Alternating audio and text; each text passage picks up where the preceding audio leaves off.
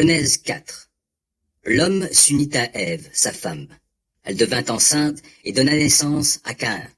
Elle dit, « J'ai formé un homme avec l'aide de l'Éternel. » Elle mit encore au monde le frère de Caïn, Abel. Abel devint berger et Caïn cultivateur. Au bout d'un certain temps, Caïn présenta des produits de la terre en offrande à l'Éternel. Abel, lui aussi, fit une offrande. Il présenta les premiers-nés de son troupeau et en offrit les meilleurs morceaux. L'Éternel prêta attention à Abel et à son offrande, mais pas à Caïn et son offrande. Cela mit Caïn dans une grande colère et son visage s'assombrit. L'Éternel dit à Caïn, « Pourquoi es-tu en colère et pourquoi ton visage est-il sombre? Si tu agis bien, tu le relèveras.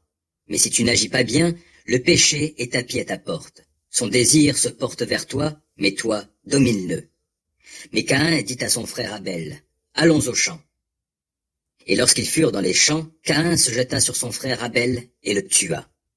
Alors l'Éternel demanda à Caïn, « Où est ton frère Abel? » « Je n'en sais rien, répondit-il. « Suis-je le gardien de mon frère? » Dieu lui dit, « Qu'as-tu fait? J'entends le sang de ton frère crier vengeance depuis la terre jusqu'à moi. Maintenant, tu es maudit et chassé loin du sol qui a bu le sang de ton frère versé par ta main. Lorsque tu cultiveras le sol, il te refusera désormais ses produits.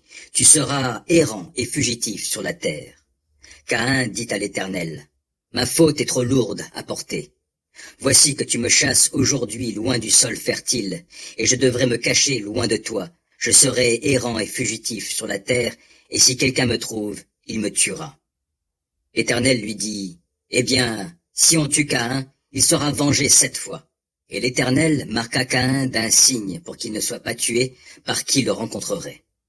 Caïn partit loin de l'Éternel. Il alla séjourner au pays de Nod, le pays de l'errance, à l'orient d'Éden, le pays des délices. Caïn s'unit à sa femme, elle devint enceinte et mit au monde Hénoc. Caïn bâtissait une ville qu'il appela Hénoc du nom de son fils.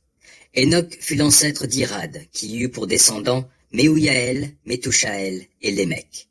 Lémec prit 2 femmes pour épouses. L'une s'appelait Ada et l'autre Tsilia.